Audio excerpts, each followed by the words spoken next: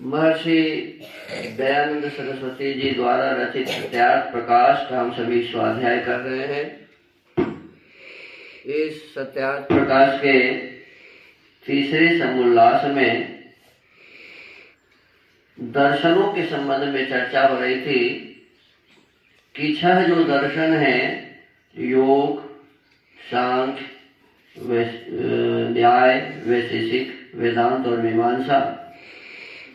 तो कहते हैं प्रश्नकर्ता कि ये छह दर्शन छह विषय को बताता है, इसलिए एक दूसरे के विरोधी है। तो महर्षि दयानंद सरस्वती जी कहते हैं कि जैसे विद्या एक है और उसी विद्या को बताने के लिए गणित भी है, विज्ञान भी है,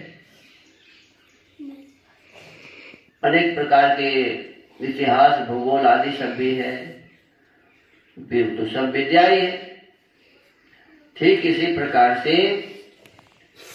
एक ही सृष्टि को बताने के लिए छह दर्शन में छह बातें छह ऋषियों ने बताई है। तो इसमें विरोध का कहते हैं, इसमें कोई विरोध नहीं है। जैसे इसमें बताया गया था कि जैसे एक घड़ा है और घड़ा के बनाने में काम भी करना पड़ता है, कर्म भी है, समय की भी आवश्यकता होती है, उसमें उसके जो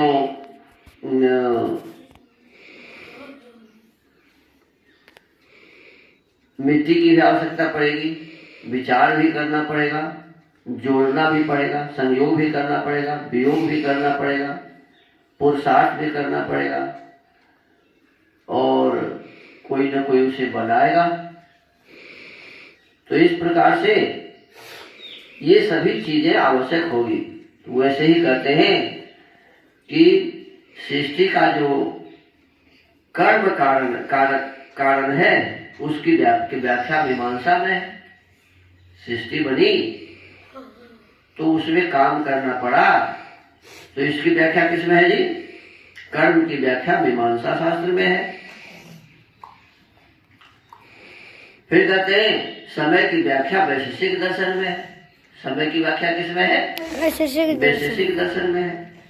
उपादान कारण की व्याख्या न्याय दर्शन में है। उपादान कारण की व्याख्या न्याय दर्शन। जैसे घड़ा का उपादान कारण मिट्टी है, घड़ा का उपादान कारण क्या है जी? मिट्टी। ऐसे ही इस सृष्टि का उपादान कारण प्रकृति है।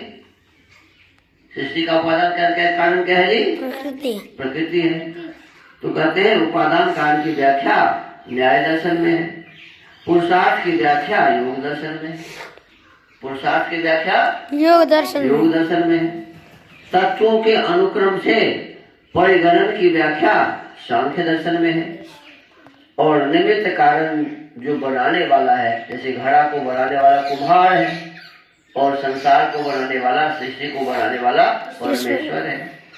तो कहते हैं कि उस निमित्त कारण जो परमेश्वर है उसकी व्याख्या वेदांत दर्शन में है, वेदांत शास्त्र में है।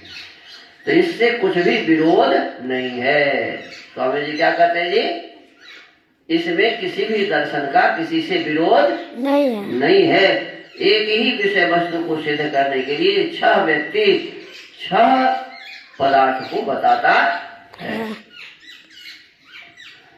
कहते हैं जैसे वैदिक शास्त्र में निदान, चिकित्सा, औषधि दान और पथ के प्रकरण भिन्न भिन्न कथित हैं, परंतु सबका सिद्धांत रोग की निवृत्ति है। वैसे ही सृष्टि के छह कारण हैं, इनमें से एक एक कारण की व्याख्या एक एक शास्त्रकार ने की है, इसलिए इनमें कुछ भी विरोध नहीं है। अब आगे कहते हैं जो विद्या पढ़ने पढ़ाने के विघ्न है उनको छोड़ देवे। अब हम जब भी विद्वान बन सकते हैं कि विद्या को पढ़ने पढ़ाने के जो विघ्न है, बाधा है, उसको छोड़ दें। जैसे विद्या पढ़ने से में आप सोने लगते हैं, तो ये सोना क्या है जी? बाधा है। विद्या को प्राप्त करने में सोना क्या है जी? बाधा है। निद्रा बाधा है। जैसे कुसंग माने गलत आदमी का संग करना, ध्यान दीजिए, गलत आदमी का संग करना ये बाधा है विद्या प्राप्ति में। कुसंग अर्थात दुष्ट विषयी जनों का संग करना, दुष्ट व्यसन अर्थात मद्यादि सेवन करना। कई आदमी बीड़ी पीता है, गांजा पीता है, भांग खाता है, शराब पीता है, ये सभी जो है ये विद्या को प्राप्त करने में क्या है जी, बाधा है, इसको नहीं करना चाहिए। और विषयागमन आदि, बाल्यावस्था में विवाह। अब देखो पढ़ाई लिखाई में विवाह भी एक बाधा है। अब अभी पढ़ने का समय है और 14-15 वर्ष में विवाह कर दिया तो पढ़ाई होगी? नहीं होगी। पहले तो बचपन में ही विवाह कर देते थे। अपने आचार्य जी है ना, अपने आचार्य जी का विवाह 8 वर्ष में हो गया, 7-8 वर्ष में। तो बताओ, तो 7-8 वर्ष में विवाह कर देने से थोड़े पढ़ाई लिखाई होती है ठीक से। तो ये कहते हैं बाल्यावस्था में विवाह अर्थात 25 वर्षों से पूर्व पुरुष और 16वें वर्ष से पूर्व स्त्री का विवाह हो जाना, यह है बाल्यावस्था में विवाह। माने आप लोगों को विद्यार्थी जो बालक है, बालकों को कम से कम कितने वर्ष में विवाह करना चाहिए? 25। याद रहेगा कि नहीं आप लोगों को? जी। ऐसा नहीं कि पिताजी कहे अरे 18 वर्ष का हो गया कर लो विवाह, तो क्या बोलना है पिताजी को? नहीं पिताजी मैं अभी विवाह नहीं करूंगा, विवाह करने का समय 25 साल होता है। तो इसमें बताया कि कम से कम 25 वर्ष का बालक हो और 16 वर्ष की कम से कम बालिका हो, तभी उन लोगों का विवाह होना चाहिए, अन्यथा विवाह नहीं करना चाहिए।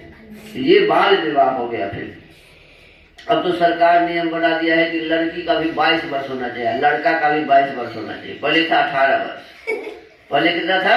18। हाँ, अब ज्यादा बढ़ा दिया, 21 या 22 कर दिया है। तो कहते हैं पढ़ने वाले को पूर्ण ब्रह्मचर्य रहना चाहिए, और पूर्ण ब्रह्मचर्य का न होना ये है दोष। क्या है जी? दोष। विद्या पढ़ने पढ़ाने के विघ्न। फिर कहते हैं राजा, माता पिता और विद्वानों का प्रेम वेदादि शास्त्रों के प्रचार में न होना। माता पिता यदि नहीं चाहे तब भी विद्यार्थी ठीक से पढ़ाई नहीं कर सकता है। जो जिस देश में आप रहते हैं उस देश का राजा यदि नहीं चाहे तब भी आप पढ़ाई नहीं कर सकते, क्योंकि पढ़ाई करेंगे तो जेल में बंद कर देगा। गवर्नर राजा होगा तो क्या करेगा? अंधेर नगरी चौपट राजा, तो वो राजा पढ़ाई लिखाई सब बंद करवा देगा। तो कहते कि राजा, माता पिता और विद्वानों का प्रेम वेदादि शास्त्रों के प्रचार में न होना ये भी विघ्न है। आपके पास जो गुरु जी हैं, आचार्य हैं, पढ़ाने वाले हैं, वो यदि पढ़ाएंगे ही नहीं तो आपको विद्या होगी क्या? नहीं हो सकती।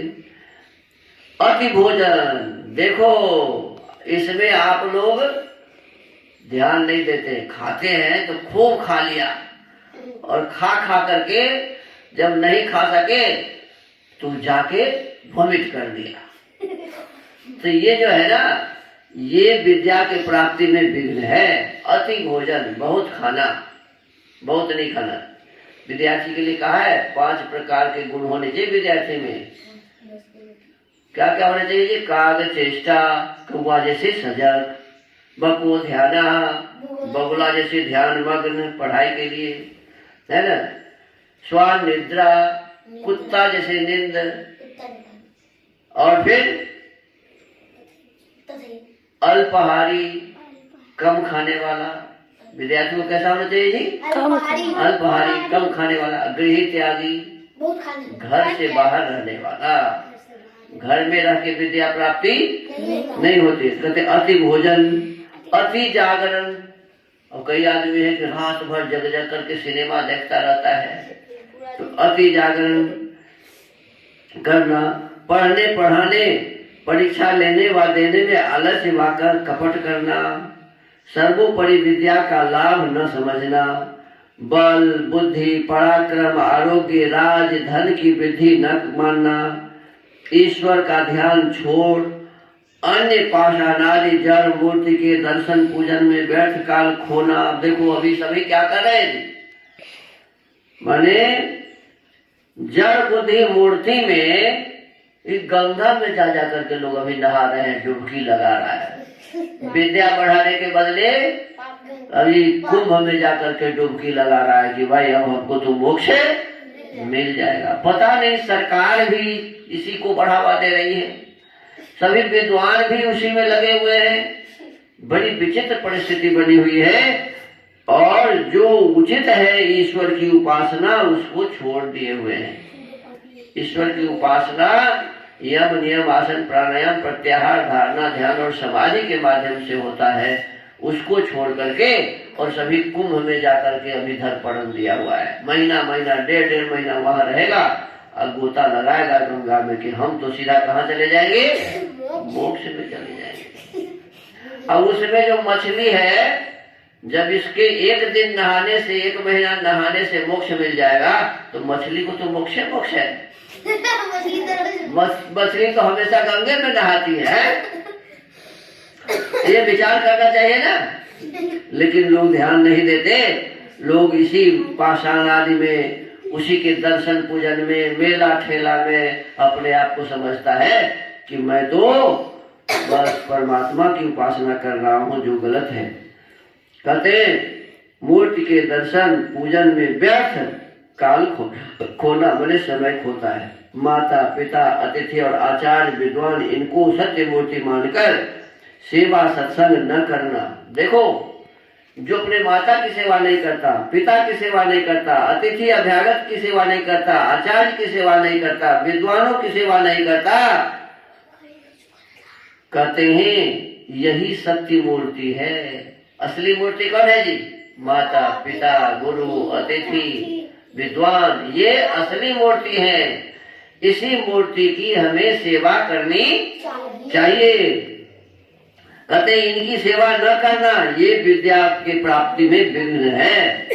फिर आगे कहते इनको सत्य मूर्ति मानकर सेवा सत्संग न करना, वर्णाश्रम के धर्म को छोड़, वर्णाश्रम माने ब्राह्मण क्षत्रिय वैश्य और शूद्र जो वर्णाश्रम है, इस धर्म को छोड़ ऊर्ध्व पुंड्र, ऊपर के तरफ में जो लगाता है ऊर्ध्व पुंड्र कहते हैं, तिलक लगाता है नीचे से ऊपर, ऊर्ध्व पुंड्र, तिलक, कंठी, माला धारण, एकादशी त्रयोदशी आदि व्रत करना, काशी आदि तीर्थ, और अभी जैसे सभी प्रयाग में गए हुए हैं ना, प्रयाग में कुंभ में अभी सभी गए हैं। कहते हैं काशी आदि, तो उसमें प्रयाग भी आ गया, काशी आदि में प्रयाग भी आदि तीर्थ और राम कृष्ण नारायण शिव भगवती गणेश आदि के नाम स्मरण से पाप दूर होने का विश्वास, पाखंडियों के उपदेश से विद्या पढ़ने में अश्रद्धा का होना,